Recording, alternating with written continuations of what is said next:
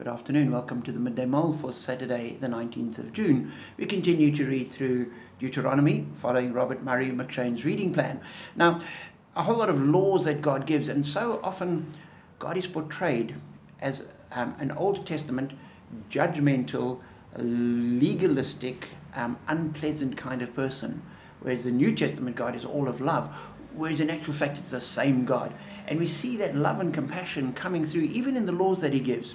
And so in Deuteronomy 24, in verse 10, he says, when you make a loan of any kind to your neighbor, do not go into the house to get what is offered to you as a pledge. Stay outside and let the neighbor to whom you're making the loan bring it to you. So don't put pressure on people.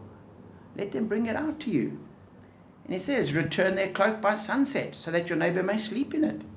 If you have this cloak as a guarantee of a loan, don't hang on to it until you've got the loan back. Give it back to them that they can sleep in it.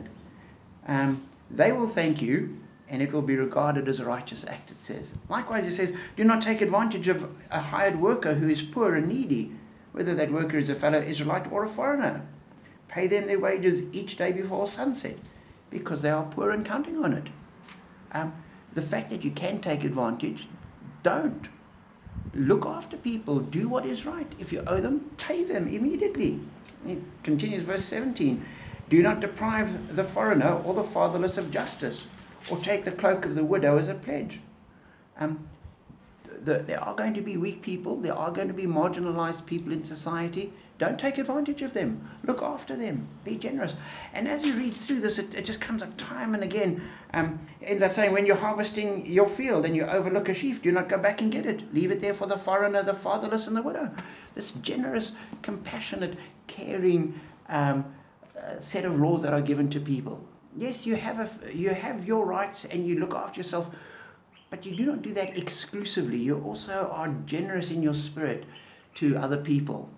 And so God doesn't ask us to do things that he doesn't do. He asks us to reflect him. We are made in the image of God. And as God guides our behavior, it's so that we can shape our behavior to be more like him. And that means that these kind of generous, compassionate, open-handed, loving laws that he gives to us are given to us because that reflects him. This is the kind of God that we worship and we serve. And so as we read through the scriptures, there's a wonderful picture of God that is built up bit by bit as it all falls into place. So be encouraged as you follow this God. Let him shape your life. Let him speak to you through his scriptures, that we may be more like him. And as we live like him, our world will be a better place.